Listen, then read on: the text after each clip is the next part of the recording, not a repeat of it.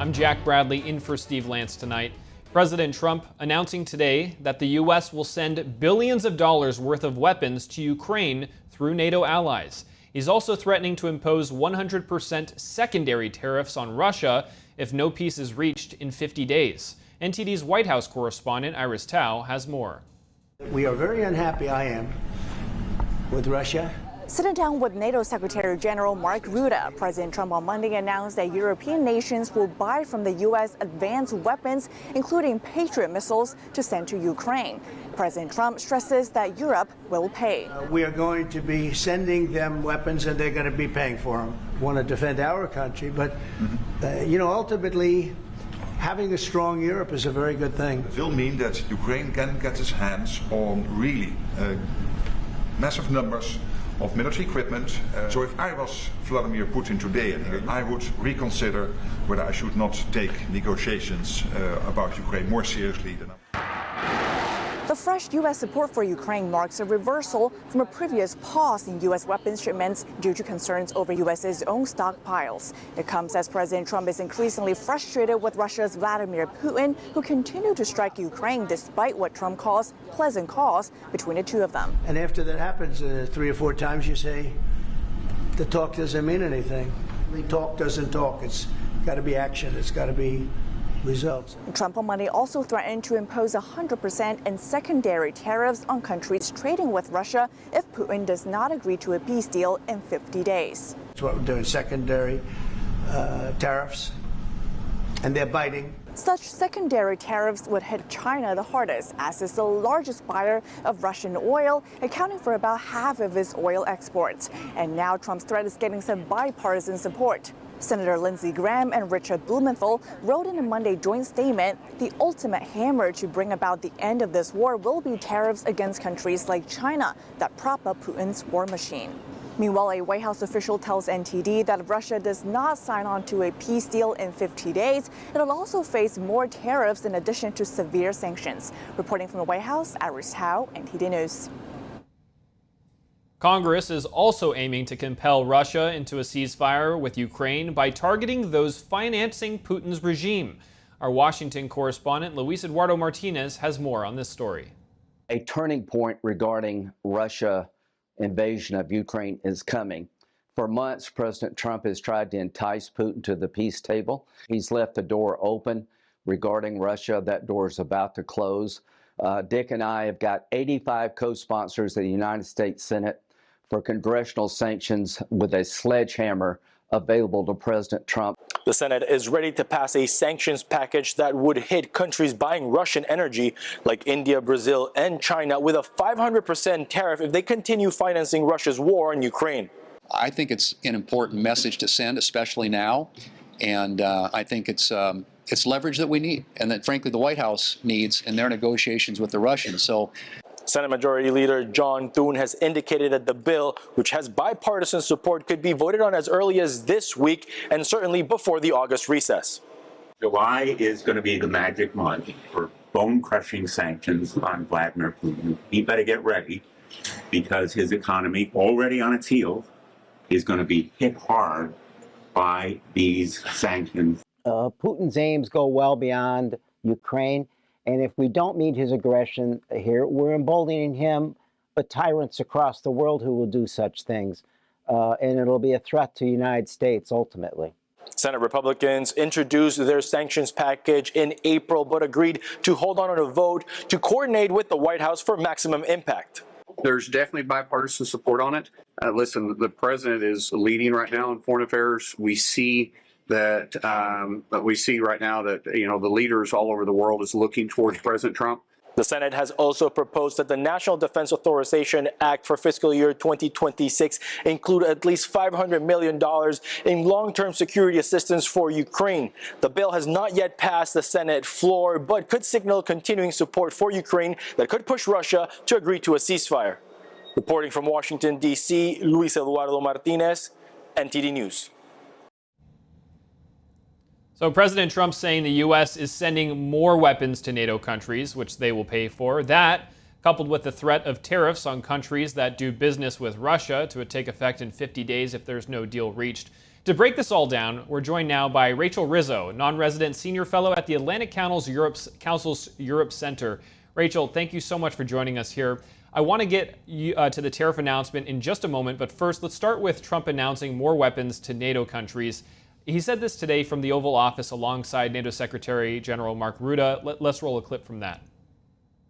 But it will mean that Ukraine can get its hands on really massive numbers of military equipment, both for air defense, but also missiles, ammunition, etc., etc. Well, we're going to have some come very soon, within days, actually, because a couple of the countries that have Patriots are going to swap over and will replace the Patriots with the ones they have. Rachel, how effective do you think that this is going to be in ending the war? Well, I think it'll be effective in countering the barrage of missile attacks that Ukraine has been experiencing for going on over 3 years now. But ending the war is a different story. And so this is where the conversation about not just sending these extra Patriot batteries to Ukraine, ammunition, potentially long-range strikes to Ukraine, but this is also where the conversation about tariffs comes into play, because combined, these two could potentially force Putin to the negotiating table, something he's been unwilling to do up until now. And Trump is clearly getting frustrated by it. President Trump, at the end of that clip we just played, said that NATO countries will supply Ukraine with the Patriot defense missiles and that the U.S. will resupply those countries. Is there precedent for this? How would this impact relations with those countries? And does this mean that these countries are acting as a proxy for the U.S.?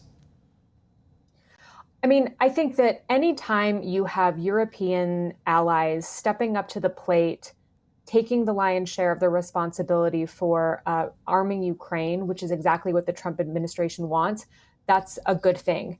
Adding on top of that, the fact that they are going to send U.S.-made weapons to Ukraine and replace those weapons with more U.S.-made weapons, that's a good deal, I think, for both sides. And this is something that the Trump administration, I think, should be lauded for. And so there is precedence for this. I mean, this really does sort of harken back to a Biden-era policy about supporting Ukraine. And it does seem to be a little bit of an about face, just based on the fact that Trump has up until now been unwilling to increase arms shipments. So everyone that is wanting Ukraine really to be able to fight harder is really applauding this decision. Now, you mentioned that the tariffs combined with these weapon shipments will work towards that goal of ending the war. But Trump has threatened the 100% tariffs on Russia, secondary tariffs on countries that trade with Russia. That would mean more tariffs on countries like China, Russia's biggest trading partner. How do you see this playing out in the immediate to long term? Well, there's a couple of options here. I mean, you could either see Vladimir Putin really try to increase his, offensive against Ukraine over the next 50 days.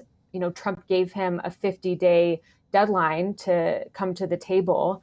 Or you could really see him do what NATO Secretary Mark Rutte said, which is really rethink what he's doing in Ukraine right now, because this isn't, when you add tariffs to the conversation, this isn't just a question of Russia's war in Ukraine. This brings a whole geopolitical aspect to this, with major countries like China, India, other European countries in the EU. So it really makes this a much broader picture and a much more potentially punishing picture for Russia. So I think we have to wait and see what happens over the next 50 days.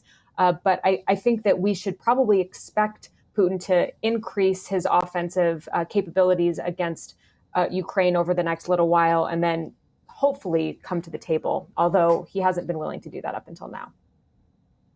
That's right. Trump, as far as NATO goes, he's worked to get the NATO allies to commit to increase defense spending from 2% back during his first administration to 5% of their GDP annually in the next 10 years.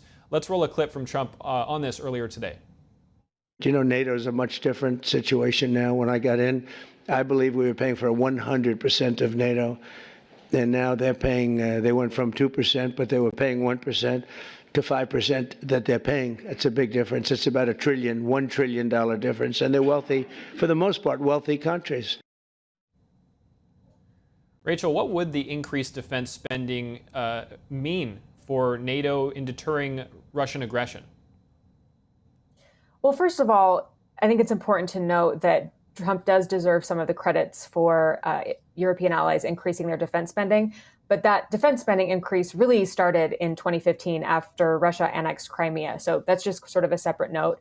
But I think what we have to look at is whether or not European allies are going to be able to translate these defense spending increases into actual capabilities, because that's really what matters here. You could give everyone in the German army or the French army a raise, for example, and that wouldn't translate into increased capabilities to really defend the European continent, especially in the case of a Russian invasion or Russian threat. So what we have to look at now is how European allies make their defense industries more efficient, how they spend more together, and how those defense spending increases really translate into capabilities brought to the table for NATO allies, specifically European NATO allies, to defend their own continent. Rachel Rizzo, really appreciate you coming on. Thank you very much. Absolutely. Thanks. The Supreme Court coming out of recess today to rule on the Education Department. The justices are allowing President Trump to move forward with his plan to lay off nearly 1,400 Education Department employees. NTD's Arlene Richards has the story. In a 6-3 majority opinion, the Supreme Court on Monday paused an order from a Boston district judge who had issued a preliminary injunction to stop the administration from laying off nearly 1,400 Education Department workers. The lower court judge said the layoffs would likely cripple the department. But today's action paves the way for the administration to resume work on winding down the department. Justice Sonia Sotomayor said in a dissent that her colleagues were enabling legally questionable action. Education Department Secretary Linda McMahon said in a statement that the court has affirmed that the president has the ultimate authority to make decisions about staffing levels, administrative organization, and day-to-day operations of federal agencies. She said the ruling is a significant win for students and families. Also on Monday, attorneys general from more than 20 states are suing the Trump administration, accusing it of illegally freezing nearly $7 billion in what they call critical education funding. The governors of Pennsylvania and Kentucky have also joined the lawsuit. The states say that 2 federal agencies abruptly halted funds to 6 long-standing education programs. They include after-school care for children of working parents and English instruction for children who are non-native speakers. The states are asking the District Court of Rhode Island to stop the freeze, which they say is unconstitutional. New York AG Letitia James, who's leading the lawsuit, is requesting that the funding freeze be declared illegal and permanently blocked. A spokesperson for the Office of Management and Budget said the funding for many of the programs was, quote, grossly misused. Arlene Richards, NTD News.